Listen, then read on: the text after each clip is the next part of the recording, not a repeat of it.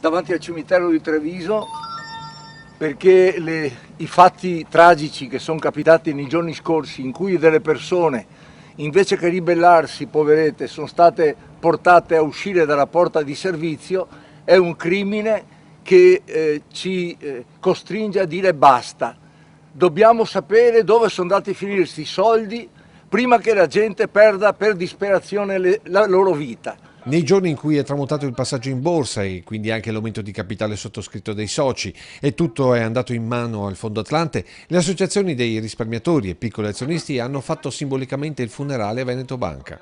Davanti al cimitero maggiore di Treviso, nonostante la giornata resa impossibile dal traffico, chi è riuscito ad arrivare a San Lazzaro con questo gesto ha ribadito la fine di una banca, ma non di una storia, quella di chi in Veneto Banca ci ha creduto ed investito. Siamo qui, io come prete, anche pensando che Cristo, davanti a coloro che avevano ridotto il Tempio di Dio in una spelonca di ladroni, ha preso tutto, ha ribaltato e li ha frustati. È evidente il riferimento con le dirigenze che hanno portato Veneto Banca alla situazione attuale e mentre si parla insistentemente di dimissioni dell'attuale presidente Ambrosini e dell'intero CDA, le associazioni continuano a sperare nei giudici, convinti che tanti crediti divenuti inesigibili in realtà siano risultati di complessi e per molti versi contestabili calcoli contabili. No, noi diciamo che le banche chiedono a volte del recupero dei cosiddetti crediti deteriorati, ma non lo sono. Chiaro da Don Torta l'appello alle autorità a tutti i livelli. Devono ricevere i soldi che hanno guadagnato in una vita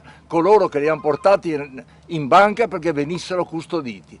Che lo Stato, che i governatori, che la Banca d'Italia e la Consob si assumano le loro responsabilità. Non si può ancora permettere che qualcuno si tolga la vita, altrimenti diventa un omicidio di Stato.